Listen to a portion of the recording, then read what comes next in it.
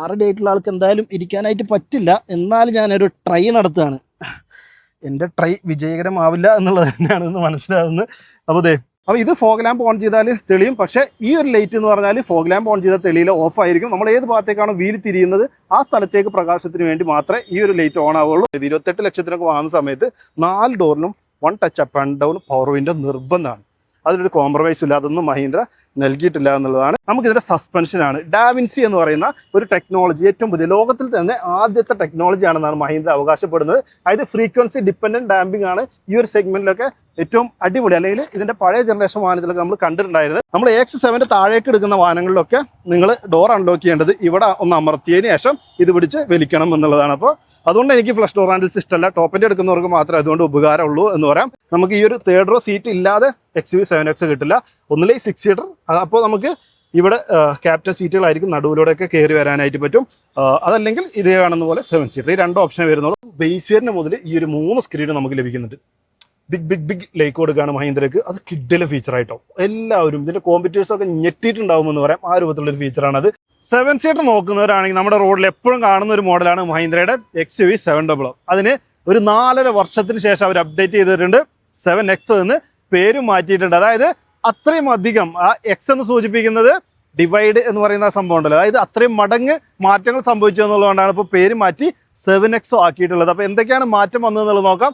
അതിനു മുമ്പ് പ്രൈസ് നോക്കാം. നമുക്ക് ഏകദേശം പെട്രോളിലും ഡീസലും കിട്ടുന്നുണ്ട്. പെട്രോളിൻ്റെ ഏകദേശം റേറ്റ് വരുന്നത് 16,76,000 രൂപയാണ് ഓൺ റോഡ് പ്രൈസ് സ്റ്റാർട്ടിങ് വരുന്നത്. ഡീസൽ നോക്കുന്നവർക്കാണെങ്കിൽ 18,32,000 രൂപയിലും ഇതിൻ്റെ വില ആരംഭിക്കുന്നുണ്ട്. വില ഒരു പൊടിക്ക് കൂടുതലാണ് തോന്നുന്നുണ്ടെങ്കിൽ നമുക്ക് ബേസ് വേരിയന്റ് തന്നെ നിങ്ങൾ ആഗ്രഹിക്കുന്ന ഒരുവിധ ഫീച്ചേഴ്സൊക്കെ മഹീന്ദ്ര ഇതിൽ കൊടുത്തിട്ടുണ്ട്. അതുകൊണ്ടാണ് ഇത്രയും പ്രൈസ് വരുന്നതെന്ന് എനിക്ക് തോന്നുന്നു. എന്തായാലും നിങ്ങളും ഫീച്ചേഴ്സ് കാണുമ്പോൾ ഒന്ന് നോട്ടീസ് ചെയ്ത് ഒന്ന് മനസ്സിലാക്കിക്കോ. നമ്മളിപ്പോൾ കാണാൻ പോകുന്നത് ഈ വേരിയൻ്റ് ഒന്നും അല്ല കേട്ടോ. കാണാൻ പോകുന്നത് ഏറ്റവും ടോപ്പ് എൻഡാണ്, ഡീസൽ വാഹനമാണ്. അതിൻ്റെ AX7 ലക്ഷറി എന്ന് പറയുന്നതാണ്. ഇതിന് 27.5 ലക്ഷം രൂപ ഓൺ റോഡ് വില വരുന്നുണ്ട്. അപ്പോൾ 7 സീറ്റർ ആയിട്ടും 6 സീറ്റർ ആയിട്ട് കിട്ടും. വന്ന മാറ്റങ്ങൾ എന്തൊക്കെയാണ്?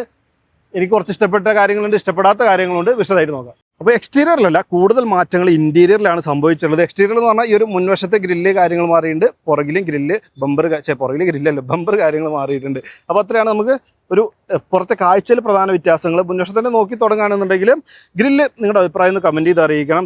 ക്യാമറയിൽ കാണുമ്പോൾ നല്ല ഭംഗിയുണ്ട്. പക്ഷേ എനിക്ക് പേഴ്സണലി നേരിട്ട് കാണുമ്പോൾ പഴയ ഒരു ഗ്രില്ലിന് ഇഷ്ടം എന്ന് പറയാം. ഇത് നിങ്ങളുടെ അഭിപ്രായം. ഇത് ഇഷ്ടപ്പെടുന്ന ഒരുപാട് പേരുണ്ട്. അടിപൊളിയായിട്ട് എന്നോട് പറഞ്ഞവരുണ്ട്. അപ്പോൾ നിങ്ങളുടെ അഭിപ്രായം കമൻറ്റ് ചെയ്ത് അറിയിക്കുക. ഈ ഒരു ഫ്രണ്ട് ലുക്ക് കുറച്ചുകൂടി അടിപൊളിയാക്കായിരുന്നു. അതായത് ഒരു കുറച്ചൊരു SUV എന്ന് പറയുന്നതിൻ്റെ ഒരു ഗാംഭീര്യ ഫീൽ നഷ്ടപ്പെട്ട പോലെ തോന്നുന്നുണ്ട്. ബാക്കി ഫാമിലികളാണ് കൂടുതൽ. കാരണം 5 സീറ്റർ ആയിട്ടും 6 സീറ്റർ ആയിട്ട് 7 സീറ്റർ ആയിട്ട് കിട്ടുന്ന വാഹനമാണ്. അപ്പോൾ അതുകൊണ്ട് കൂടുതലും ഫാമിലികൾ പരിഗണിക്കുന്ന ഒരു മോഡലാണ്. അപ്പോൾ എനിക്ക് തോന്നുന്നു അവർക്കും ഇഷ്ടപ്പെടുന്ന ഒരു ഡിസൈൻ ആയിരിക്കും എന്നുള്ളത്. ഇനി ലൈറ്റിൻ്റെ കാര്യങ്ങളിലേക്ക് വരികയാണെന്നുണ്ടെങ്കിൽ ഓവറോൾ ഷേപ്പ്, അതായത് മൊത്തത്തിൽ ഇങ്ങനെ നോക്കുന്ന സമയത്ത് ഒരു സ്ട്രക്ചർ സെയിം ആണ്. പക്ഷേ അതിൻ്റെ ഉള്ളിലുള്ള ഒരുപാട് കാര്യങ്ങൾ മാറിയിട്ടുണ്ട് എന്നുള്ളതാണ്. പ്രൊജക്ടർ LED ഹെഡ്ലാമ്പ് യൂണിറ്റ് തന്നെയാണ് നമുക്ക് ബേസ് വേരിയന്റ് മുതൽ കിട്ടുക. അതുപോലെ ഇതാണ് ഇൻഡിക്കേറ്റർ, സീക്വൻഷ്യൽ LED ഇൻഡിക്കേറ്റേഴ്സ് ഒക്കെ ടോപ്പ് വേരിയന്റ് നമുക്ക് കിട്ടുന്നുണ്ട്. ഇതാണ് നമ്മുടെ DRL. അത് പഴയ ഷേപ്പിൽ തന്നെ നിലനിർത്തിയിട്ടുണ്ട്. ആ രൂപത്തിലാണ്. ഇനി താഴേക്ക് വന്നാലാണ് ഇൻട്രസ്റ്റിംഗ് ആയിട്ടുള്ള കാര്യം. ഇത് ഫോഗ് ലാമ്പാണ്, ഇത് കോർണറിംഗ് ലാമ്പാണ്. അപ്പോൾ ഇത് ഫോഗ് ലാമ്പ് ഓൺ ചെയ്താൽ തെളിയും. പക്ഷേ ഈ ഒരു ലൈറ്റ് എന്ന് പറഞ്ഞാൽ ഫോഗ് ലാമ്പ് ഓൺ ചെയ്താൽ തെളിയില്ല, ഓഫ് ആയിരിക്കും. നമ്മൾ ഏത് ഭാഗത്തേക്കാണോ വീൽ തിരിയുന്നത് ആ സ്ഥലത്തേക്ക് പ്രകാശത്തിന് വേണ്ടി മാത്രമേ ഈ ഒരു ലൈറ്റ് ഓൺ ആവുള്ളൂ. ഇത് മഹീന്ദ്ര വളരെ അഭിമാനത്തോട് കൂടിയിട്ടാണ് ഈ ഒരു ഡിസൈനെ പറ്റി പറഞ്ഞത്, എക്സ്പോസർ ആയിട്ടുള്ള LED ഫോഗ് ലാമ്പ് എന്നുള്ളത്. പക്ഷേ പേഴ്സണലി എനിക്ക് അത്രയധികം ഇഷ്ടപ്പെട്ടില്ല എന്നുള്ളതാണ്. പെട്ടെന്ന് ഡാമേജ് ആവാനുള്ള സാധ്യതയും വളരെ കൂടുതലാണ് താഴ്ഭാഗത്തായതുകൊണ്ട്. എന്തായാലും AX7 ടെക് എന്ന് പറയുന്ന ടോപ്പിലെ തൊട്ട് താഴെയുള്ള വേരിയന്റ് മുതലാണ് ഇത് സ്റ്റാർട്ട് ചെയ്യുന്നത്. അപ്പോൾ അതിന് താഴേക്ക് പോകുന്നവർക്ക് നല്ല നോർമൽ ഫോഗ് ലാമ്പ് തന്നെ കിട്ടുമെന്ന് പറയാം. ഗ്രില്ല് മൊത്തത്തിലൊരു പിയാനോ ബ്ലാക്ക് ഫിനിഷ് കാര്യങ്ങളാണ് വന്നുള്ളത്. 360 ഡിഗ്രി ക്യാമറ കാണാം.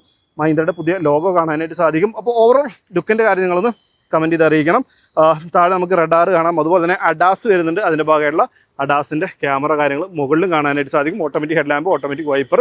സ്വാഭാവികമായിട്ട് ഇത്രയും പ്രൈസ് വരുന്ന വാഹനത്തിൽ നമ്മൾ പ്രതീക്ഷിക്കുന്നതാണ്. അതൊക്കെ നമുക്ക് ലഭിക്കുന്നുണ്ട് എന്ന് പറയാവുന്ന രൂപത്തിലാണുള്ളത്. അപ്പോൾ പ്രധാന മാറ്റം ഇവിടെ തന്നെയാണ് കഴിഞ്ഞു. നമുക്കിനി സൈഡിലേക്ക് വരാണെന്നുണ്ടെങ്കിൽ ഒരുപാട് മാറ്റമൊന്നുമില്ല. ടയർ സൈസ് മാറിയിട്ടുണ്ട്. ഏകദേശം 19 ഇഞ്ചായി മാറിയിട്ടുണ്ട്. 235 55 പ്രൊഫൈലുള്ള 19 ഇഞ്ചാണ്. 4 വീലും ഡിസ്ക് ബ്രേക്ക് വന്നിട്ടുണ്ട്. അഗെയിൻ അലോയ് വീല് നമ്മുടെ ഒരു EV വാഹനങ്ങൾക്ക് വരുന്നൊരു ടൈപ്പാണ്. ഇപ്പോൾ എല്ലാവരും ഈ ഒരു ടൈപ്പ് സാധനം കൊടുക്കുന്നത്. അപ്പോൾ അതും പേഴ്സണലി എനിക്ക് ഇഷ്ടമില്ലാത്തൊരു കാര്യമാണ്. നമ്മൾ കഴിഞ്ഞ സെൽട്ടോസിൻ്റെ വീഡിയോയിലും പറഞ്ഞതാണ്.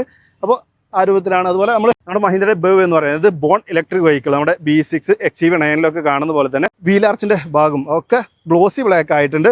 കഴിഞ്ഞ ദിവസം സെൽട്ടോസിന്റെ വീഡിയോ നമ്മൾ ചെയ്തിട്ടുണ്ടായിരുന്നു, അപ്പോൾ അതിലും ഇത്തരത്തിലാണ് വന്നിട്ടുള്ളത്. അപ്പോൾ എല്ലാവരും ഇപ്പോൾ ഈ ഒരു പാറ്റേൺ പിടിച്ചു എന്ന് വേണമെങ്കിൽ പറയാം. ഇതൊക്കെ നമ്മൾ ആ ഒരു ബോൺ ഇലക്ട്രിക് വാഹനങ്ങളിൽ നമ്മൾ കാണുന്നതാണ്. ഇതിന്റെ തന്നെ ഒരു ഇലക്ട്രിക് വേർഷൻ ആണ് നമുക്ക് 9S എന്ന് പറയുന്നത്. അതും ആ ഒരു ടൈപ്പ് തന്നെയാണ്. സൈഡ് നോക്കിയേ, അതും ഇത് നമ്മൾ ഒരു മാറ്റം ഫീൽ ചെയ്യില്ല. ഇലക്ട്രിക്കും പെട്രോൾ ഡീസലും തമ്മിൽ സിമിലർ ആണ്, A to Z സിമിലർ ആണ് എന്ന് പറയാം. ഇനി വീലിൻ്റെ കാര്യം പറഞ്ഞപ്പോൾ 19 ഇഞ്ചാന്ന് പറഞ്ഞു. ഇത് ഏറ്റവും ടോപ്പ് എൻഡ് ആയിട്ടുള്ള X7 ലക്ഷറിയിൽ മാത്രമേ കിട്ടുള്ളൂ. ഇതിന് താഴെയുള്ള വേരിയൻ്റ് X7ഉം X7 ടെക്കിലൊക്കെ നമുക്ക് 18 ഇഞ്ചായിരിക്കും. അതിന് താഴേക്ക് വന്നാൽ 17 ഇഞ്ചായിരിക്കും. ബേസ് വേരിയൻറ്റിലൊക്കെ 17 ഇഞ്ചാണ് വീൽ ലഭിക്കുക. അതുപോലെ തന്നെ ബേസ് വേരിയൻറ്റ് മുതൽ നമുക്ക് ഇലക്ട്രിക്കലി അഡ്ജസ്റ്റ് ചെയ്യാവുന്ന ORMs വന്നിട്ടുണ്ട്. രണ്ടാമത്തെ വേരിയൻറ്റ് മുതൽ ഇലക്ട്രിക്കലി ഫോൾഡ് വിത്ത് ഓട്ടോ ഫോൾഡ് അടക്കം ലഭിക്കുന്നുണ്ട് എന്ന് പറയാം. പിന്നെ ഫ്ലഷ് ഡോർ ഹാൻഡിലാണ്, അത് നമുക്ക് സ്റ്റാൻഡേർഡ് ആണ്. പക്ഷേ ഒരു X7 മുതൽ നമുക്കത് ഇലക്ട്രിക് ആണ്. അതായത് കീ നമ്മുടെ കയ്യിലുണ്ടെങ്കിൽ നമ്മൾ അടുത്തേക്ക് പോയാൽ മതി, അല്ലെങ്കിൽ അൺലോക്ക് ചെയ്താൽ ഇലക്ട്രിക് ആയിട്ട് പോപ്പപ്പ് ചെയ്ത് വരും. അപ്പോൾ ഇതിങ്ങനെ പോപ്പപ്പ് ചെയ്ത് വന്നാലേ ഇതിന് ഉപകാരമുള്ളൂ എന്ന് പറയട്ടെ. അല്ലെങ്കിൽ നമ്മൾ എന്ത് ചെയ്യണമെന്നറിയോ, ഇത് അൺലോക്ക് ചെയ്യണമെന്നുണ്ടെങ്കിൽ ഇവിടെ പ്രസ് ചെയ്ത് പിടിച്ച് ഇങ്ങനെ തുറക്കണം. അപ്പോൾ നമ്മൾ X7 താഴേക്ക് എടുക്കുന്ന വാഹനങ്ങളിലൊക്കെ നിങ്ങൾ ഡോർ അൺലോക്ക് ചെയ്യേണ്ടത് ഇവിടെ ഒന്ന് അമർത്തിയതിന് ശേഷം ഇത് പിടിച്ച് വലിക്കണം എന്നുള്ളതാണ്. അപ്പോൾ അതുകൊണ്ട് എനിക്ക് ഫ്ലഷ് ഡോർ ഹാൻഡിൽസ് ഇഷ്ടമല്ല. ടോപ്പിൻ്റെ എടുക്കുന്നവർക്ക് മാത്രമേ അതുകൊണ്ട് ഉപകാരമുള്ളൂ എന്ന് പറയാം. പിന്നെ നമുക്ക് ഷോൾഡറിൽ നമുക്കിവിടെ ഒരു ക്രോം എലമെൻറ്റ് കാണാൻ സാധിക്കും. B-C പില്ലറുകളൊക്കെ ഗ്ലോസി ബ്ലാക്ക് തന്നെ ഫിനിഷ് ചെയ്തിട്ടുണ്ട്. റൂഫ് റെയിൽസ് അതുപോലെ തന്നെ പാനോറമിക് റൂഫ് നമുക്ക് മൂന്നാമത്തെ വേരിയൻ്റ് X3 മുതൽ നമുക്ക് പാനോറമിക് റൂഫ് കാര്യങ്ങളൊക്കെ സ്റ്റാർട്ട് ചെയ്യുന്നുണ്ട്. നേരത്തെ പറഞ്ഞ പോലെ പുറകിൽ നമുക്ക് ഡിസ്ക് ബ്രേക്ക് വന്നിട്ടുണ്ട്. പിന്നെ ഇൻട്രസ്റ്റിംഗ് ആയിട്ടുള്ള മറ്റൊരു കാര്യം നമുക്കിതിൻ്റെ സസ്പെൻഷനാണ്. ഡാവിൻസി എന്ന് പറയുന്ന ഒരു ടെക്നോളജി, ഏറ്റവും പുതിയ ലോകത്തിൽ തന്നെ ആദ്യത്തെ ടെക്നോളജിയാണെന്നാണ് മഹീന്ദ്ര അവകാശപ്പെടുന്നത്. അതായത് ഫ്രീക്വൻസി ഡിപ്പെൻഡൻറ്റ് ഡാമ്പിംഗ് ആണ് ഈ ഒരു സെഗ്മെൻറ്റിലൊക്കെ ഏറ്റവും അടിപൊളി. അല്ലെങ്കിൽ ഇതിൻ്റെ പഴയ ജനറേഷൻ വാഹനത്തിലൊക്കെ നമ്മൾ കണ്ടിട്ടുണ്ടായിരുന്നത് അതിന് മുകളിലേക്ക് കംഫർട്ട് ചെയ്യുന്ന ഒരു വാഹനം അല്ലെങ്കിൽ ഒരു സെറ്റപ്പ്, ഒരു ടെക്നോളജിയാണ് എന്നാണ് പറഞ്ഞിട്ടുള്ളത്. അപ്പോൾ അതെന്തായാലും നമുക്ക് ഓടിക്കുന്ന സമയത്ത് ആ ഒരു വീഡിയോയിൽ വിശദമായിട്ട് അതിൻ്റെ കംഫർട്ട് കാര്യങ്ങളൊക്കെ പറയാം. ഇനി റിയറിലേക്ക് വരികയാണെന്നുണ്ടെങ്കിൽ രണ്ടാമത്തെ വേരിയൻ്റ് തൊട്ട് നമുക്ക് വൈപ്പർ D4 ലഭിച്ചു തുടങ്ങുന്നുണ്ട്. മുകളിൽ ഗ്ലോസി ബ്ലാക്കിൽ തന്നെ നമുക്കൊരു ഷാർഫിൻ ഹാൻഡിനെ കാണാൻ സാധിക്കും. പുറകിലേക്ക് വന്നാൽ ടൈൽ ലാമ്പും നമുക്ക് എവിടെയോ, അതായത് പഴയ 700 കണ്ട പോലെ തന്നെ ഫീൽ ചെയ്യും. അത് ഏകദേശം ആ സ്ട്രക്ചർ അതുപോലെ തന്നെയാണ്. ക്ലിയർ ലെൻസ് ആക്കി എന്നുള്ളതാണ് ഇവിടെ വരുന്ന ഒരു മാറ്റം. എഗെയിൻ നമ്മുടെ ആ ഒരു ഇലക്ട്രിക്കിലേക്ക് പോയാലും നിങ്ങൾക്ക് ആ സെയിം നമ്മുടെ ടൈൽ ലാമ്പ് യൂണിറ്റ് തന്നെയാണ് കിട്ടുക. കണ്ടോ, ഇതേ റിയർ ലുക്ക് തന്നെയല്ലേ നിങ്ങൾ ഇവിടെ നോക്കിയാൽ. പക്ഷേ ഇവൻ്റെ പേരും 7XO എന്നാണ്, അവൻ്റെ പേര് 9S എന്നുള്ളതാണ്. അത് ഇലക്ട്രിക് ആണ്, ഇത് പെട്രോളും ഡീസലാണ്. അങ്ങനെയാണ് മാറ്റങ്ങൾ വരുന്നത്. ഒരേ ലുക്കിൽ ഫാമിലികൾക്ക് വേണ്ടിയുള്ള ഒരു ആദ്യത്തെ ഇലക്ട്രിക് SUV ആണ് ഇതേ ലുക്കിൽ നമുക്കിനി കിട്ടാൻ പോകുന്ന 9S എന്നുള്ള വേരിയൻ്റ്. അപ്പോൾ ബാക്കിയുള്ള ഫീച്ചേഴ്സ് നോക്കുകയാണെങ്കിൽ ഇവിടെ AX7L എന്ന് പറയുന്ന ഒരു വേരിയൻ്റ് സൂചിപ്പിക്കുന്ന ഒരു ബാഡ്ജിങ് കാണാനായിട്ട് സാധിക്കും. പിന്നെ XU7XO എന്നുള്ളൊരു ബാഡ്ജിങ് വന്നിട്ടുണ്ട്. ഈ ഒരു സെൻറ്റർ പോർഷനിലൊക്കെ നമുക്കൊരു ഗ്ലോസി ബ്ലാക്ക് എലമെൻറ്റ്, മഹീന്ദ്രയുടെ ലോഗോ. റിയർ വ്യൂ ക്യാമറ നമുക്ക് ബേസ് വേരിയൻറ്റിൽ ഉണ്ടായിരിക്കില്ല, രണ്ടാമത്തെ വേരിയൻറ്റിലാണ് കിട്ടുക. ബേസ് വേരിയൻറ്റിൽ നമുക്ക് ടച്ച് സ്ക്രീൻ ഉണ്ട്, അതുകൊണ്ടാണ് ഞാൻ ബേസ് വേരിയൻറ്റിൽ കിട്ടില്ല എന്ന് എടുത്ത് പറഞ്ഞത്. ഇനി ബമ്പറിൻ്റെ പോർഷൻ നോക്കുകയാണെങ്കിൽ നമ്മൾ കിയ ഹ്യുണ്ടായി വാഹനങ്ങളിലൊക്കെ ഇപ്പോൾ കാണുന്ന രൂപത്തിലുള്ളൊരു ഷേപ്പ്, എനിക്കൊന്ന് എക്സ്റ്ററിൽ വരെ ഈ ഒരു ഷേപ്പ് നമുക്ക് കാണാനായിട്ട് പറ്റും. ഗ്ലോസി ബ്ലാക്കിൽ ബമ്പറിൻ്റെ ഭാഗത്ത് അതിൽ പാർക്ക് സെൻസേഴ്സ് വന്നിട്ടുണ്ട്. 2 റിഫ്ലക്റ്റേഴ്സ് കാണാം. അതിൻ്റെ താഴെയായിട്ട് നമുക്കിത് ഒരു ക്രോം ഫിനിഷ് വന്നിട്ടുണ്ട്. ഗ്രേ കളറിലുള്ള ഒരു സ്കിഡ് പ്ലേറ്റ് പോലുള്ള ഒരു ഭാഗം വന്നിട്ടുണ്ട്. സ്പെയർ വീല് അടിയിലാണ് വരുന്നത്. അതുപോലെ തന്നെ ഒരു സിംഗിൾ എക്സോസ്റ്റ് പൈപ്പ് കാണാം. ഇത് ഡീസലാണ്, അതുകൊണ്ടാണ് സിംഗിൾ കേട്ടോ. നമുക്ക് നിങ്ങൾ പെട്രോൾ എടുക്കുന്നെങ്കിൽ ഡുവൽ എക്സോസ്റ്റ് പൈപ്പ് കാര്യങ്ങളൊക്കെ വരുന്നുണ്ട്. ഇനി ബൂട്ട് നോക്കുകയാണെങ്കിൽ ഒരു 7 സീറ്റർ വാഹനമായതുകൊണ്ട് തന്നെ ഒരുപാട് ബൂട്ട് സ്പേസ് നമ്മൾ പ്രതീക്ഷിക്കേണ്ട. ഈ രൂപത്തിലാണ് വന്നിട്ടുള്ളത്. ഇവിടെ ടൂൾസ് കാര്യങ്ങളൊക്കെ കാണാം. അതുപോലെ 50-50 സ്പ്ലിറ്റ് ആയിട്ട് നമുക്ക് തേർഡ് റോ ഫോൾഡ് ചെയ്യാനായിട്ട് സാധിക്കും. സെക്കൻഡ് റോ 60-40 സ്പ്ലിറ്റ് ആയിട്ട് ഫോൾഡ് ചെയ്യാം. അങ്ങനെ അത്യാവശ്യം സ്പേഷ്യസ് ആയിട്ട് 5 സീറ്റർ ആയിട്ട് കിട്ടുന്നില്ല കേട്ടോ. അതായത് നമുക്ക് ഈ ഒരു തേർഡ് റോ സീറ്റ് ഇല്ലാതെ XUV7X കിട്ടില്ല. ഒന്നിലേക്ക് 6 സീറ്റർ. അപ്പോൾ നമുക്ക് ഇവിടെ ക്യാപ്റ്റൻ സീറ്റുകളായിരിക്കും, നടുവിലൂടെയൊക്കെ കയറി വരാനായിട്ട് പറ്റും. അതല്ലെങ്കിൽ ഇതേ കാണുന്ന പോലെ 7 സീറ്റർ. ഈ 2 ഓപ്ഷനേ വരുന്നുള്ളൂ. 5 സീറ്റർ ഇനി ആദ്യം 700 ഉണ്ടായിരുന്ന സമയത്ത് തുടക്കാലത്ത് വന്നിരുന്നു, പിന്നെ അവരത് സ്റ്റോപ്പ് ചെയ്തു. ആ രൂപത്തിലാണുള്ളത്. എന്തായാലും വരുമില്ല എന്ന് കണ്ടറിയണം, അതിനെപ്പറ്റിയൊന്നും പറഞ്ഞിട്ടില്ല. ഇൻറ്റീരിയർ കാണുമ്പോൾ ചെറുതായിട്ടൊന്ന് പേടിക്കും. നമ്മുടെ എഗൈൻ താർ റോക്സ് വന്നപ്പോൾ അതേ ഫീലാണ്. വൈറ്റ് ഇൻറ്റീരിയർ കാണുന്നില്ലേ, പക്ഷെ അതിങ്ങനെ പുറകിൽ നോക്കുന്നതുകൊണ്ടാണ്. നിങ്ങൾ വേറൊരു ആംഗിൾ ഞങ്ങൾക്ക് കാണിച്ചു തരാം. അങ്ങനെ നോക്കുമ്പോൾ കുറച്ചുകൂടി നമുക്ക് നെഞ്ഞിരിപ്പ് കുറക്കാം എന്ന് പറയാം, വാങ്ങാൻ നിൽക്കുന്നവർക്ക് കാര്യമായിട്ട് പറഞ്ഞ്. അപ്പോൾ അങ്ങനെ നമ്മൾ റിയറിലേക്ക് കയറി നോക്കിയാൽ ഇങ്ങനെ നോക്കുമ്പോഴാണ് ചെറിയ വൈറ്റിൻ്റെ കൂടെ ചെറിയൊരു ബ്രൗൺ പാറ്റേൺ ഒക്കെ വന്ന് കുറച്ചുകൂടി രസമായിട്ടൊരു പ്രീമിയം ഫീൽ നമുക്ക് കിട്ടുന്നുണ്ട്. പക്ഷേ സ്റ്റിൽ ആ പ്രോബ്ലം അവിടെ നിൽക്കുന്നുണ്ട് കേട്ടോ. അതായത് പെട്ടെന്ന് ചളിയാവുക എന്നുള്ളൊരു പ്രശ്നം ഉണ്ടല്ലോ, അതവിടെ നിലനിൽക്കുന്നുണ്ട് എന്ന് പറയാം. എന്തായാലും ഡോർ പാഡ് മുതൽ നോക്കുകയാണെങ്കിൽ സൺഷെയ്ഡ് കർട്ടൻ വന്നിട്ടുണ്ട്. ഉള്ളിൽ കണ്ട പോലെ തന്നെ ഡുവൽ ടോണിലാണ് ഡോർ പാഡും വന്നുള്ളത്. വൈറ്റിൻ്റെയും ബ്രൗണിൻ്റെയും മിക്സ് ആണ്. പവർ വിൻഡോ നമുക്ക് 4 പവർ വിൻഡോ സ്റ്റാൻഡേർഡ് ആയിട്ട് ബേസ് ചെയ്ത് മുതൽ കിട്ടുന്നുണ്ട്. പക്ഷേ ഇത് ഫുൾ ഓപ്ഷൻ ആയിട്ട് കൂടി നമുക്കിതിൽ ഡ്രൈവർ സൈഡ് മാത്രമേ 1 touch up and down power window കൊടുത്തിട്ടുള്ളൂ. ഈ ഒരു വിലയിൽ നോക്കുന്ന സമയത്ത് 28 ലക്ഷത്തിനൊക്കെ വാങ്ങുന്ന സമയത്ത് 4 ഡോറിലും 1 touch up and down power window നിർബന്ധമാണ്. അതിലൊരു കോംപ്രമൈസും ഇല്ല, അതൊന്നും മഹീന്ദ്ര നൽകിയിട്ടില്ല എന്നുള്ളതാണ്. വെന്റിലേറ്റഡ് സീറ്റ് പുറകിലേക്ക് വരുന്നുണ്ട്, ഏറ്റവും ടോപ്പ് എൻഡിൽ മാത്രമേ കിട്ടുള്ളൂ. അതിൻ്റെ കൺട്രോൾ ഈ ഒരു സീറ്റിൻ്റെ സൈഡിലായിട്ട് 2 സീറ്റുകൾക്കും വെന്റിലേറ്റേഷൻ കൊടുത്തിട്ടുണ്ട്. ഇതാണ് 6 അടി ആയിട്ടുള്ള എനിക്ക് കിട്ടുന്ന കംഫർട്ട്. ഇതിപ്പോൾ ഞാൻ ഓടിച്ച് നിർത്തിയ ഒരു വണ്ടിയാണ് കേട്ടോ. അപ്പോൾ അതുകൊണ്ട് എനിക്ക് കംഫർട്ടായി ഇരിക്കാൻ പറ്റുന്ന രൂപത്തിലുള്ളൊരു സീറ്റിംഗാണ് ഇട്ടുള്ളത്. ആണ് നോക്കുമ്പോൾ നീ റൂം ലെഗ് റൂം ഒക്കെ ഡീസൻ്റ് ആണ്. തൈ സപ്പോർട്ട് കുറച്ച് കുറവുണ്ട്. റിക്ലൈനിങ് പിന്നെ പറയണ്ടല്ലോ, ഞാൻ നേരത്തെ പറഞ്ഞു ഓൾറെഡി അഡ്ജസ്റ്റ് ചെയ്യാം. അതിപ്പോൾ അപ്രൈറ്റ് ആയിട്ടാണ് ഇരിക്കുന്നത്. കുറച്ചുകൂടി റിലാക്സ് ചെയ്ത് വേണമെങ്കിൽ ഇങ്ങനെ ഇരിക്കാനായിട്ട് പറ്റും. അപ്പോൾ അത്യാവശ്യം ഒരു 7 സീറ്ററിൽ നോക്കുന്ന സമയത്ത് അടിപൊളിയായിട്ടുള്ളൊരു സീറ്റിംഗ് സ്പേസ് കാര്യങ്ങളുണ്ട് എന്ന് പറയാം. പക്ഷേ ഇതിൻ്റെ ഏറ്റവും അടിപൊളി, അതായത് നിങ്ങൾ യാത്ര ചെയ്യേണ്ട ഒരു ഭാഗം എന്ന് പറഞ്ഞാലും ഈ ഒരു സെക്കൻഡ് റോ എന്നാണ് മഹീന്ദ്ര പറയുന്നത്. കാരണം അത്രയും കംഫർട്ടായിട്ടുള്ള സസ്പെൻഷൻ കൊടുത്തുകൊണ്ട് തന്നെ നിങ്ങൾക്ക് ഏറ്റവും കൂടുതൽ കംഫർട്ട് അനുഭവിച്ച് യാത്ര ചെയ്യാനായിട്ട് പറ്റുന്നത് ഇതിൻ്റെ സെക്കൻഡ് റോയിലായിരിക്കും എന്ന് പറയുന്നത്. അപ്പോൾ അതിനനുസരിച്ച് കുഷനിങ് കാര്യങ്ങളൊക്കെ വരുന്ന സീറ്റും ഇതൊക്കെ വരുന്നുണ്ട്. സ്പേസ് ഫുൾ 7 ആളിരുന്ന് യാത്ര ചെയ്യുകയാണെങ്കിൽ മാത്രമേ കുറച്ചൊരു കംഫർട്ട് അല്ലെങ്കിൽ സ്പേസിൻ്റെ കാര്യത്തിൽ ഒരു കൺസേൺ വരുന്നുള്ളൂ. ഒരു 5 പേരോ 6 പേരൊക്കെ യാത്ര ചെയ്യുകയാണെങ്കിൽ അടിപൊളിയായിട്ട് ഇരുന്ന് യാത്ര ചെയ്യാം. ബാക്കിലെ സ്പേസ് ഞാൻ പറയാട്ടോ എന്തായാലും. അപ്പോൾ കപ്പ് ഹോൾഡേഴ്സ് വന്നിട്ടുണ്ട്, 60-40 സ്പ്ലിറ്റ് സീറ്റ് കാര്യങ്ങളൊക്കെ വന്നിട്ടുണ്ട്. സീറ്റ് എനിക്ക് ഭയങ്കര ഇഷ്ടമായി. പുറകിലേക്ക് വെന്റിലേഷൻ കൊടുത്തതും ഒക്കെ നല്ല കാര്യമായി. ബേസ് വേരിയൻറ്റ് മുതൽ നമുക്ക് AC റിയറിലേക്ക് AC വെൻറ്റ് വന്നിട്ടുണ്ട്. അതുപോലെ പുറകിലേക്ക് നമുക്ക് വയർലെസ് ചാർജിങ് പാഡ് കൊടുത്തിട്ടുണ്ട്. അപ്പോൾ ആദ്യമായിട്ടാണ് ഈ സെഗ്മെൻറ്റിൽ നല്ല ഒരുവിധം ഒരു 40 ലക്ഷം 50 ലക്ഷത്തിൻ്റെ ഉള്ളിലൊന്നും ഒരു വാഹനത്തിന് നമുക്ക് പുറകിലേക്കൊന്നും വയർലെസ് ചാർജർ കിട്ടുന്നില്ല. അതിന് പുറമെ നമുക്ക് C ടൈപ്പ് ചാർജറും കൊടുത്തിട്ടുണ്ട്. ഒന്നല്ല 2 2 സീറ്റിൻ്റെ പുറകിലായിട്ട് നമുക്ക് 2 C ടൈപ്പ്, അതും 65 വാട്ട്സിൻ്റെ കൊടുത്തിട്ടുണ്ട് എന്നുള്ളതാണ്. ഇനി ഇവിടെ കണ്ടോ, ഇവിടെ നമുക്കൊരു ആക്സറി വാങ്ങി ഫിറ്റ് ചെയ്യുകയാണെന്നുണ്ടെങ്കിൽ നമ്മുടെ മൊബൈൽ ടാബ് കാര്യങ്ങളൊക്കെ നമുക്ക് വെക്കാനായിട്ട് പറ്റും. അങ്ങനെ വെച്ച് കഴിഞ്ഞാൽ വെറുതെ വെക്കാൻ എന്തിനാണ് നിങ്ങൾ ആക്സറി വാങ്ങേണ്ട കാര്യമല്ലോ. നിങ്ങൾ ഇവിടെ വെക്കുന്ന ആക്സറി വാങ്ങിയ ടാബോ ഫോണോ വെക്കുകയാണെന്നുണ്ടെങ്കിൽ അത് ഇൻഫർടൈൻമെൻ്റ് ആയിട്ട് കണക്ട് ചെയ്താൽ ഒരു മീഡിയ ലോഞ്ചാക്കി കാറിനകം മാറ്റാമെന്നുള്ളതാണ് മഹീന്ദ്ര പറഞ്ഞിട്ടുള്ളത്. അതായത് അവിടെ ഇൻഫർടൈൻമെൻറ്റിൽ പ്ലേ ചെയ്യുന്ന സെയിം വീഡിയോ നമുക്കിവിടെ 2 സ്ക്രീനുകളിലും പ്ലേ ചെയ്യാമെന്നുള്ളതാണ്. അപ്പോൾ എല്ലാവരും റോയിലിരിക്കുന്നവർക്കും ഈ ഒരു ഡോൾബി അറ്റ്മോസിൻ്റെ 16 സ്പീക്കറിൻ്റെ സൗണ്ട് എൻജോയ് ചെയ്ത് അവരുടേതായിട്ടുള്ള ഡിവൈസുകളിൽ വീഡിയോ കണ്ട് യാത്ര ചെയ്യാമെന്ന് പറയുന്ന ഒരു പ്രത്യേകത കൂടി നമ്മുടെ 7XOക്ക് വരുന്നുണ്ട്. അപ്പോൾ ഇതാണ് സെക്കൻഡ് റോയുടെ ഒരു കാര്യം. ഇനി നമ്മുടെ തേർഡ് റോയിലേക്കാണ് നമുക്ക് നോക്കേണ്ടത്. അപ്പോൾ അതൊന്ന് ടെമ്പിൾ ചെയ്യുകയാണെന്നുണ്ടെങ്കിൽ യെസ് ടെമ്പിൾ ആയിട്ടുണ്ട്. കയറി നോക്കാം. 6 അടി ആയിട്ടുള്ള ആൾക്ക് എന്തായാലും ഇരിക്കാനായിട്ട് പറ്റില്ല, എന്നാലും ഞാനൊരു ട്രൈ നടത്തുകയാണ്. എൻ്റെ ട്രൈ വിജയകരമാവില്ല എന്നുള്ളത് തന്നെയാണെന്ന് മനസ്സിലാവുന്നത്. അപ്പോൾ ഇതാണ് എനിക്ക് തേർഡ് റോയിൽ കിട്ടുന്ന ഒരു കംഫർട്ട് എന്ന് പറഞ്ഞാൽ. ഒരു മിനിറ്റ്, ഏതായാലും കുട്ടികൾക്കാണ് തേർഡ് റോ ഉപയോഗിക്കാനായിട്ട് പറ്റുള്ളൂ എന്ന് ഇതിൽ നമുക്ക് വ്യക്തമായിട്ടുണ്ടാവും. ചെറിയ യാത്രക്ക് പോലെ നമുക്ക് വലിയ ആൾക്കാർക്ക് ബുദ്ധിമുട്ടാണ്. AC വെൻറ്റ് കൊടുത്തിട്ടുണ്ട്, അതിൻ്റെ ബ്ലോവറിൻ്റെ ഒരു കൺട്രോൾ കൊടുത്തിട്ടുണ്ട്, 12 വാൾട്ടിൻ്റെ ചാർജ് സോക്കറ്റ് കൊടുത്തിട്ടുണ്ട്.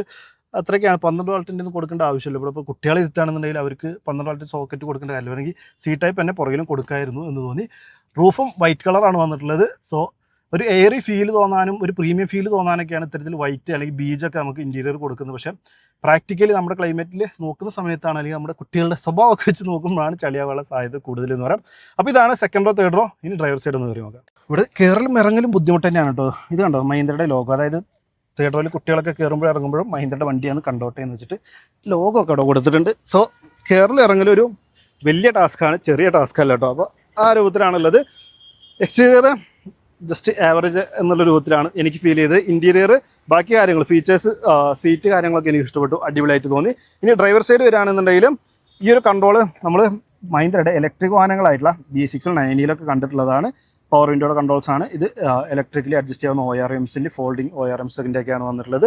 ഇവിടെ നമ്മുടെ മെമ്മറി സീറ്റ് നമുക്ക് X7 മുതൽ പവർ സീറ്റുകൾ വരുന്നുണ്ട്. ഏറ്റവും ടോപ്പിലേക്ക് വരുമ്പോൾ പവർ സീറ്റ് നമുക്കത് 8 വേ അല്ലെങ്കിൽ 6 വേ അഡ്ജസ്റ്റ് ഒക്കെ ആവുന്നുണ്ട്. മെമ്മറി ഫംഗ്ഷൻ ഒക്കെ വരുന്നുണ്ട് എന്നുള്ളതല്ലോ. അപ്പോൾ ഈ ഒരു കൺട്രോളൊക്കെ ഏറ്റവും ടോപ്പിൻ്റെ X7 ലക്ഷറിയിലേ ഉണ്ടാവുള്ളൂ. നോർമൽ AX മുതൽ തന്നെ പവർഡ് സീറ്റിൻ്റെ കൺട്രോൾസ് കാര്യങ്ങളൊക്കെ നമുക്ക് ലഭിക്കും. ഹർമൻ ഗാർഡൻ്റെ ബാഡ്ജിങ് കാര്യങ്ങൾ കാണാം. 16 സ്പീക്കറാണ് ഇതിൻ്റെ AX7 ടെക് എന്ന് പറയുന്ന വേരിയൻ്റ്. അതായത് ടോപ്പിൻ്റെ തൊട്ട് താഴെ നമ്മളിത് കാണുന്ന തൊട്ട് താഴെയുള്ള വേരിയൻ്റ് മുതൽ ആ ഒരു 16 സ്പീക്കറോട് കൂടിയുള്ള ഹർമൻ ഗാർഡൻ്റെ കിഡിലൻ മ്യൂസിക് സിസ്റ്റം നമുക്ക് ലഭിക്കുന്നുണ്ട്.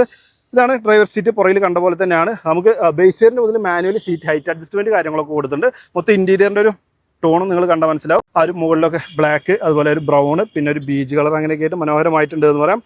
നമുക്കിവിടെ headlight leveller, traction control, hill decent control, idle start stop കാര്യങ്ങളൊക്കെയാണ്. ഇത് ഒക്കെ നമുക്ക് ബേസ് വേരിയൻ്റ് മുതലാണ്. അതായത് ഹിൽ ഡിസെൻറ്റ് കൺട്രോൾ വരെ നമുക്ക് ബേസ് വേരിയൻ്റ് മുതൽ കൊടുത്തിട്ടുണ്ട്. മഹീന്ദ്രയ്ക്ക് ഒരു ലൈക്ക് ആ കാര്യത്തിന് കൊടുക്കാം. ബേസ് വേരിയൻറ്റിൽ നല്ല രീതിയിലൊരു പരിഗണന അവർ ചെയ്തിട്ടുണ്ട് എന്നുള്ളതാണ്. അപ്പോൾ ഈ മെമ്മറി സീറ്റിൻ്റെ മറ്റൊരു ഗുണം എന്താ വെച്ചാൽ നമുക്ക് വെൽക്കം ഫംഗ്ഷനും കൂടിയുണ്ട്. നമ്മളിപ്പോൾ സീറ്റ് ഉണ്ടോ ഓട്ടോമാറ്റിക് ആയിട്ട് മൂവ് ചെയ്യുക, ആ കാര്യങ്ങളൊക്കെ ഉണ്ട്. അപ്പോൾ നമ്മൾ മെമ്മറി സെറ്റ് ചെയ്തതിലേക്ക് സീറ്റ് പുറകിലേക്ക് പോകും നമുക്ക് ഇറങ്ങാൻ സൗകര്യത്തിന്. പിന്നെ നമ്മൾ കയറി ഇരുന്നാൽ നമ്മൾ സെറ്റ് ചെയ്തതിലേക്ക് വരും. അതിനനുസരിച്ച് നമ്മുടെ മിറർ ടിൽറ്റും ഇപ്പോൾ റിവേഴ്സ്ഡ് ആണെന്നുണ്ടെങ്കിൽ ഇപ്പോൾ ഞാൻ റിവേഴ്സ്ഡ് ഇടാം. അപ്പോൾ മിറർ കണ്ടോ നമുക്ക് കണ്ടോ ടിൽ ഡൗൺ ആയില്ലേ. അപ്പോൾ അത്തരം ഫീച്ചേഴ്സൊക്കെ വരുന്നുണ്ട്. പാർക്കിട്ടപ്പോൾ വീണ്ടും മുകളിലേക്ക് പൊന്തി. അപ്പോൾ അത്ര അഡ്വാൻസ്ഡ് ആയിട്ടുള്ള ഒരുപാട് ഫീച്ചേഴ്സ് വരുന്നുണ്ട്. ഇനി ഇതിന് എനിക്ക് ഇഷ്ടമില്ലാത്ത മറ്റൊരു സാധനമാണിത്, ഈ ഒരു 2 സ്പോക്ക് സ്റ്റിയറിംഗ് വീല്. പക്ഷേ ഇത് ഇഷ്ടമില്ലാത്തവർ നിങ്ങൾ ആരും പേടിക്കേണ്ട. ഇത് AX7 മുതൽ മുകളിലേക്കുള്ളൂ. അതിന് താഴെയുള്ള AX3 വരെയുള്ള ഏത് വേരിയന്റ് നിങ്ങൾക്ക് എടുത്താലും നോർമൽ സ്റ്റിയറിംഗ് കിട്ടുമെന്നുള്ളതാണ്.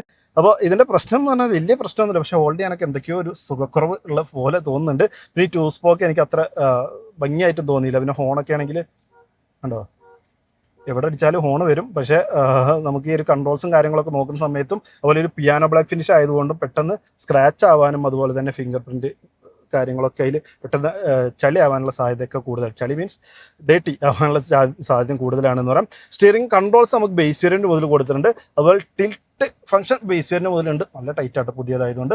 ടെലിസ്കോപ്പിക് ഫംഗ്ഷൻ നമുക്ക് ബേസ് വേരിയൻറ്റിൽ മുതലില്ല. നമുക്ക് ഏകദേശം ഒരു AX7 മുതലാണ് നമുക്ക് ടിൽറ്റ് ഫംഗ്ഷൻ ലഭിക്കുന്നത്. ഇവിടെ നമ്മുടെ ഹെഡ്ലൈറ്റിൻ്റെ കൺട്രോൾസ് ആണ്, ഓട്ടോമാറ്റിക് ഹെഡ് ലാമ്പ് വരുന്നത്. ഇവിടെ വൈപ്പറിൻ്റെ കൺട്രോൾസ് ആണ്. ഈ ഭാഗത്ത് അഡാസിൻ്റെ കൺട്രോൾസ് ആണ്. അഡാസൊക്കെ നമുക്ക് AX7 ടെക് എന്ന് പറയുന്ന ടോപ്പിൽ 2 വേരിയൻറ്റിലാണ് ലഭിക്കുക. AX7 ടെക്കിലും AX7 ലക്ഷറിയിലുമാണ് ലഭിക്കുക. പിന്നെ സ്ക്രീന് അത് പറയേണ്ടതില്ലോ, 12.3 ഇഞ്ചിൻ്റെ ഒരു MID, 12.3 ഇഞ്ചിൻ്റെ ഒരു ഇൻഫർടൈൻമെൻറ്റ്, 12.3 ഇഞ്ചിൻ്റെ ഒരു എൻ്റർടൈൻമെൻറ്റിന് വേണ്ടിയിട്ടുള്ള ഒരു ഏരിയ. ഇതിൽ നമ്മൾ ഫോൺ കണക്ട് ചെയ്താൽ യൂട്യൂബ്, നെറ്റ്ഫ്ലിക്സ് തുടങ്ങിയുള്ള നമ്മുടെ ഫോണിൽ എന്തൊക്കെ നമുക്ക് ആക്സസ് ചെയ്യാൻ പറ്റുമോ അതെല്ലാം നമുക്ക് ഈ ഒരു സ്ക്രീനിലും എടുക്കാവുന്നതാണ്. അതിൻ്റെ ഒരു പ്രത്യേകത വന്നിട്ടുള്ളത് ഇത് നമ്മൾ സാധാരണ വാഹനങ്ങൾ കാണുന്ന പോലുള്ള ഒരു ഇൻഫർടൈൻമെൻ്റ് ആണ്. വയർലെസ് ആയിട്ട് ആപ്പിൾ കാർപ്ലേ, ആൻഡ്രോയിഡ് ഓട്ടോ ഒക്കെ സപ്പോർട്ട് ചെയ്യും. അത് ബേസ് വേരിയന്റ് മുതൽ ഈ ഒരു 3 സ്ക്രീനും നമുക്ക് ലഭിക്കുന്നുണ്ട്. ബിഗ് ലേക്ക് കൊടുക്കുകയാണ് മഹീന്ദ്രക്ക്. അത് കിഡിലെ ഫീച്ചറായിട്ടോ എല്ലാവരും ഇതിൻ്റെ കോമ്പറ്റീറ്റേഴ്സൊക്കെ ഞെട്ടിയിട്ടുണ്ടാവുമെന്ന് പറയാം. ആ രൂപത്തിലുള്ളൊരു ഫീച്ചറാണ് അത്. ബേസ് വേരിയന്റ് മുതൽ ഇത്ര കോസ്റ്റ് ടു കോസ്റ്റ് എന്ന് മഹീന്ദ്ര വിശേഷിപ്പിക്കുന്ന ഈ ഒരു സ്ക്രീന് കൊടുത്തത്. പക്ഷേ അപ്പോഴൊരു പോരായ്മ ചെയ്തതെന്ന് വെച്ചാൽ ഇവിടെ ഉണ്ടായിരുന്ന നല്ല കിഡിലൻ AC കൺട്രോൾസും ഈ ഒരു ഹസാർഡ് ലാമ്പിൻ്റെ കൺട്രോൾസൊക്കെ നമ്മുടെ താർ റോക്സിൽ കണ്ടുപോലുള്ള ഒരുപാട് കൺട്രോൾസ് ഉണ്ടായിരുന്നു. അതൊക്കെ എടുത്തു മാറ്റി ഒക്കെ ഒരു സ്ക്രീനിലേക്ക് ഒതുക്കി എന്നുള്ളതാണ്. പേഴ്സണലി എനിക്ക് ഇപ്പോൾ ഒരു വോളിയം കുറക്കണമെന്നുണ്ടെങ്കിൽ നമുക്ക് ഇവിടെ ഡ്രൈവർക്ക് ഇവിടെ ഇരുന്ന് കുറക്കാം. തൊട്ട് പാസഞ്ചർ സൈഡിൽ ഇരിക്കുന്ന ആൾക്ക് ഇതിങ്ങനെ മെനു എടുത്ത് മ്യൂസിക് എടുത്ത് അതിൽ വെയിറ്റ് വേണം നമ്മൾ നെക്സ്റ്റ് അടിക്കാനോ അല്ലെങ്കിൽ വോളിയം ഒന്ന് അപ്പ് ആൻഡ് ഡൗൺ ആക്കാനോ. ഇവിടെ ഇപ്പോൾ എനിക്ക് നോക്കിയിട്ട് കാണുന്ന പോലുമില്ല വോളിയം. അപ്പോൾ അത്തരത്തിലുള്ള കുറച്ച് ബുദ്ധിമുട്ടുകളുണ്ട് എന്നുള്ളതാണ്. അപ്പോൾ അത് ഫിസിക്കൽ കൺട്രോൾ നിർബന്ധമാണ്, അറ്റ്ലീസ്റ്റ് AC-ക്കും മ്യൂസിക് പ്ലെയറിനും എന്നുള്ളതാണ്. പിന്നെ ഇവിടെ താഴേക്ക് നോക്കിയാലും നമുക്കിവിടെ ഡ്രൈവ് മോഡ് ഉണ്ട്. അത് ഡീസൽ വാഹനങ്ങൾക്ക് മാത്രമേ കിട്ടുള്ളൂ. കണ്ടോ ഇത് ടച്ചാണ് ഈ ഭാഗത്ത് കൊടുത്തത്. അതൊന്നും നമ്മുടെ മനസ്സ് നിൽക്കുന്നിടത്ത് കൈ വരുന്നില്ല, കൈ നിൽക്കുന്നിടത്ത് ഓപ്ഷൻ വരുന്നില്ല. അങ്ങനെയുള്ള പല പരിപാടിയും ഇവർ ചെയ്തു വെച്ചിട്ടുണ്ട്. എന്തായാലും അത് ടച്ച് കൺട്രോൾ വന്നിട്ടുണ്ട്. ഇവിടെ പിന്നെ camera, Hazard lamp, screen on of, അത്തരം കാര്യങ്ങളാണ്. പിന്നെ passenger air bag on of, കുട്ടികളൊക്കെ ഇരുത്താണെങ്കിൽ നമുക്ക് ആ ഒരു ഫീച്ചർ ഉപയോഗിക്കാണ്ടാവും. ഇതിപ്പോൾ നമ്മൾ പ്രസ് ചെയ്താലും മൊത്തം ഹാങ് ആയി എന്ന് തോന്നുന്നു. അപ്പോൾ അത്തരത്തിൽ ഫിസിക്കൽ കൺട്രോൾസ് മാറ്റി എന്നുള്ളതൊരു പോരായ്മയായിട്ട് തോന്നി. പിന്നെ ഇവിടെ നോക്കുകയാണെങ്കിൽ കണ്ടോ ടയറിൻ്റെ ഡയറക്ഷൻ കാണുന്നുണ്ടോ, ടയർ എങ്ങോട്ടാണ് തിരിയുന്നത് അതിൻ്റെ ഡയറക്ഷൻ നമുക്ക് വ്യക്തമായിട്ട് അത് ബിഗിനേഴ്സിന് അല്ലെങ്കിൽ അതുപോലെ തന്നെ നമ്മൾ പാർക്ക് ചെയ്യുന്ന സമയത്തൊക്കെ നമുക്ക് ഹെൽപ്ഫുൾ ചെയ്യുന്ന ഒരു ഫീച്ചറാണെന്ന് പറയാം. ഇനി അതിൻ്റെ കൺട്രോൾസ് ഒക്കെ നോക്കുകയാണെങ്കിൽ zoom mode activated, fuel economy കാര്യങ്ങൾ വന്നിട്ടുണ്ട്. അതുപോലെ ഇവിടെ menu, drive info, vehicle info, driver assist, navigation, അങ്ങനെ ഒരുപാട് കാര്യങ്ങൾ അതൊക്കെ ഓടിക്കുന്ന സമയത്ത് വിശദമായിട്ട് പറയാം. ഇപ്പോൾ ജസ്റ്റ് ഒരു ബാക്ക്ഗ്രൗണ്ട് മാത്രമായതുകൊണ്ട് പിന്നെ ഓടിച്ച് പറയുന്നതാണ്. ഇവിടെ നമ്മുടെ സ്പീഡോമീറ്റർ, ഇവിടെ ടാക്കോമീറ്റർ, അതുപോലെ തന്നെ ഗിയർ പുഷ് ഇൻഡിക്കേറ്റർ ഇവിടെ കാണും, ഇവിടെ സ്പീഡോമീറ്റർ കാണും. അത്തരത്തിലുള്ളൊരു വലിയ സ്ക്രീനാണ്. അപ്പോൾ അതുകൊണ്ട് അത്യാവശ്യം എല്ലാ കാര്യങ്ങളും നമുക്ക് അതിൽ അറിയാനായിട്ട് പറ്റും എന്ന് പറയാം. AC വെൻറ്റിൻ്റെ പൊസിഷനൊക്കെ പഴയതുപോലെ തന്നെയുള്ള ഒരു പൊസിഷൻ കാര്യങ്ങളാണ്. ഇവിടെ നമ്മുടെ പുഷ് ബട്ടൺ സ്റ്റാർട്ട് സ്റ്റോപ്പ് വന്നിട്ടുള്ളത്. അവിടെ താഴേക്ക് വന്നാൽ ഇതിനകത്തായിട്ട് നമുക്ക് വയർലെസ് ചാർജിങ് പാഡ് ഉണ്ട്. അതുപോലെ തന്നെ ഒരു 65 വാട്ടിൻ്റെ C-ടൈപ്പ് ചാർജിങ് പോർട്ടും ഒരു USB-A ചാർജിങ് പോർട്ട് കാര്യങ്ങളൊക്കെ വന്നിട്ടുണ്ട്. ഡീസൽ ഓട്ടോമാറ്റിക് കാണുന്നത്, ഇലക്ട്രോണിക് പാർക്കിംഗ് ബ്രേക്ക് കാണാനായിട്ട് സാധിക്കും. അതുപോലെ തന്നെ ഇത് നമ്മുടെ ഈ ഒരു സ്ക്രീനെ ആക്സസ് ചെയ്യണമെങ്കിൽ കുറച്ച് എളുപ്പത്തിൽ ആക്സസ് ചെയ്യാൻ വേണ്ടിയിട്ടാണ്. ഇതിലേക്ക് നമുക്ക് വേണമെങ്കിൽ ഒരുപാട് ഷോർട്ട് കട്ട്സ് കാര്യങ്ങളൊക്കെ ആഡ് ചെയ്യാനായിട്ട് പറ്റും. അപ്പോൾ ടച്ച് ചെയ്യുന്നതിന് പകരം ഇവിടെ പിടിച്ച് ഓരോന്ന് എടുക്കാമെന്നുള്ളതാണ് അതിൻ്റെ ഒരു ഗുണം വന്നിട്ടുള്ളത്. കപ്പ് ഹോൾഡേഴ്സ്, ആംറസ്റ്റ്, ഇതൊക്കെ നമുക്ക് ബേസ് ആയിട്ട് വലിയൊരു സെൻട്രൽ കൺസോൾ ലഭിക്കുന്നുണ്ട്. അതിന് താഴെയായിട്ട് സ്റ്റോറേജ് ഏരിയ വന്നിട്ടുണ്ട്. നമുക്ക് മിറർലെസ് IRM വന്നിട്ടുണ്ട്. അതൊക്കെ AX7 മുതലാണ് ലഭിക്കുക. സൺഗ്ലാസ് ഹോൾഡർ, പാനോമിക് റൂഫിൻ്റെ കാര്യം ഞാൻ ഓൾറെഡി പറഞ്ഞു. പക്ഷേ അതിനൊരു പ്രശ്നം എന്ന് വെച്ചാൽ സിംഗിൾ ബട്ടനെ കൊടുത്തുള്ളൂ. നമ്മൾ സൺഷെയ്ഡ് കർട്ടൻ മാത്രം ഓപ്പൺ ചെയ്യാൻ നോക്കിക്കഴിഞ്ഞാൽ മൊത്തം സൺറൂഫ് ഓപ്പൺ ആവും. സൺറൂഫ് ക്ലോസ് ചെയ്യാൻ നോക്കുന്ന സമയത്ത് അങ്ങനെയൊക്കെ കുറച്ച് കൺഫ്യൂഷൻസ് ഉണ്ട്. പിന്നെ അത് ലൈറ്റ് ടച്ച് അല്ല, ഓക്കെ, അവിടെ കൺട്രോൾ കൊടുത്തിട്ടുണ്ട്. വാനിറ്റി മിറർ പാസഞ്ചർ സൈഡ് കൊടുത്തിട്ടുണ്ട്, പക്ഷേ നമ്മുടെ ഡ്രൈവർ സൈഡ് വാനിറ്റി മിറർ കാര്യങ്ങളൊന്നും കൊടുത്തിട്ടില്ല. അങ്ങനെയാണ് അവിടെ വരുന്നൊരു കാര്യം. അപ്പോൾ ഇത്രയൊക്കെയാണ് നമ്മുടെ ലുക്കിൻ്റെ കാര്യം പറയാനുള്ളത്. നമ്മൾ വിശദമായിട്ട് ഓടിക്കുന്ന സമയത്ത് അല്ലെങ്കിൽ വിശദമായിട്ട് വാഹനം കിട്ടുന്ന സമയത്ത് കുറച്ചുകൂടി ഡീറ്റെയിൽ ആയിട്ട് ഇതിനെ പറ്റി പറയാം. ഇവിടെ നമുക്കിത് ഒരു ബോസ് മോഡ് എന്ന് പറഞ്ഞിട്ട് 4-way പവർ അഡ്ജസ്റ്റ് ഏറ്റവും ടോപ്പിൽ വേരിയൻ്റ് എടുക്കുന്നവർക്ക് ലഭിക്കുന്നത്. അതായത് ബാക്കിൽ ഇരിക്കുന്നവർക്ക് ലെഗ് സ്പേസ് കൂട്ടണമെന്നുണ്ടെങ്കിൽ ഈ സീറ്റ് മൂവ് ചെയ്യിക്കാം. അതുപോലെ 4 രീതിയിൽ പവർ അഡ്ജസ്റ്റ് കാര്യങ്ങൾ വന്നിട്ടുണ്ട്. ഇത്രയൊക്കെയാണ് നമ്മുടെ എക്സ്റ്റീരിയർ ഇൻറ്റീരിയറിലെ കാര്യങ്ങൾ. ഇനി എഞ്ചിൻ നോക്കാം. അപ്പോൾ നമ്മൾ ഇത്ര നേരം ഡീസൽ കണ്ടെന്ന് പറഞ്ഞു. ഇതാണ് ഒരു എഞ്ചിൻ വന്നിട്ടുള്ളത്. 2.2 ലിറ്റർ ഡീസൽ എഞ്ചിനാണ്. ഇത് കൂടാതെ 2 ലിറ്റർ പെട്രോൾ എഞ്ചിൻ വരുന്നുണ്ട്. അപ്പോൾ ഇതൊക്കെ നമുക്ക് പരിചയമുള്ള എഞ്ചിൻ തന്നെയാണ്. അതായത് 700 ആ ഒരു എഞ്ചിന് കാര്യങ്ങൾ തന്നെയാണ് വന്നത്. താർ റോക്സിൽ നമുക്ക് ഈ ഒരു എഞ്ചിന് കാര്യങ്ങൾ തന്നെയാണ് കിട്ടുക. അതുപോലെ തന്നെ നമുക്കിതിൽ ആദ്യം 700 ഒരു 2.2 ലിറ്റർ ഡീസൽ എഞ്ചിൻ്റെ ലോ ട്യൂണിങ്, അതായത് ട്യൂണിങ് കുറഞ്ഞ പവർ കുറഞ്ഞൊരു വേരിയൻറ്റ്, കുറച്ച് പ്രൈസ് കുറഞ്ഞിട്ട് കിട്ടിയിരുന്നു. അതിപ്പോൾ കിട്ടുന്നില്ല. നമുക്ക് എല്ലാം ഒരൊറ്റ ട്യൂണിങ്ങിലാണ് വരുന്നത്. 2 എഞ്ചിൻ ഓപ്ഷൻ ഉണ്ട് എന്നുള്ളതും ഓട്ടോമാറ്റിക്കായിട്ടും മാനുവലായിട്ടൊക്കെ കിട്ടുന്നുണ്ട്. ബാക്കിയുള്ള അതിൻ്റെ പ്രൈസ് ഡീറ്റെയിൽ ഡിസ്ക്രിപ്ഷനിൽ കൊടുത്തിട്ടുണ്ട്. അതിൽ നോക്കി നിങ്ങൾക്ക് അറിയാനായിട്ട് പറ്റും. ഇനി കൂടുതലായിട്ട് എന്തെങ്കിലുമൊക്കെ കൺഫ്യൂഷൻ ഉണ്ടെങ്കിൽ, വാഹനം ടെസ്റ്റ് ഡ്രൈവ് ചെയ്യണം, ഇത്തരം കാര്യങ്ങളുണ്ടെങ്കിൽ ഷോറൂമിൻ്റെ നമ്പർ ഞാൻ ഡിസ്ക്രിപ്ഷനിൽ കൊടുത്തിട്ടുണ്ട്. അപ്പോൾ നിങ്ങൾക്ക് ഇത്തരത്തിൽ വന്ന മാറ്റങ്ങളുടെ കാര്യം എന്താണ് ഫീൽ ചെയ്യുന്നത്? അടിപൊളിയായി എന്നാണോ അതൊരു കുറവുകളുണ്ട് എന്നുള്ളതാണോ? അത് കമൻറ്റ് ചെയ്ത് അറിയിക്കണം. സേഫ്റ്റിയുടെ കാര്യം പറയാൻ വിട്ടുപോയി. നമുക്ക് ബേസിക് ആയിട്ട് വേണ്ട ഫീച്ചേഴ്സൊക്കെ നമുക്ക് സ്റ്റാൻഡേർഡായിട്ട് മഹീന്ദ്ര കണ്ടറിഞ്ഞ് കൊടുത്തിട്ടുണ്ട്. ഇനി ഒരു മാറ്റമൊക്കെ കൊടുത്തുള്ളത് സ്റ്റാൻഡേർഡായിട്ട് നമുക്ക് ബേസ് വേരിയന്റ് മുതൽ 6 എയർ ബാഗാണ് വരുന്നത്. അത് AX7 എത്തുമ്പോൾ 7 എയർ ബാഗായിട്ട് മാറുന്നത്. അതായത് ഡ്രൈവർക്ക് നീ എയർ ബാഗ് കൂടി എക്സ്ട്രാ വരുന്നുണ്ട് സേഫ്റ്റിയുടെ കാര്യത്തിൽ.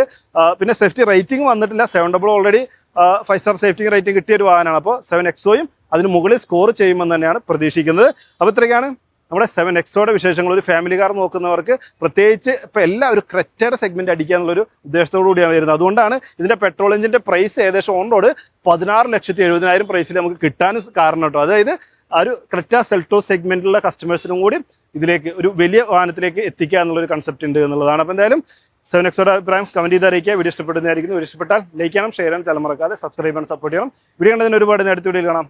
Bye bye.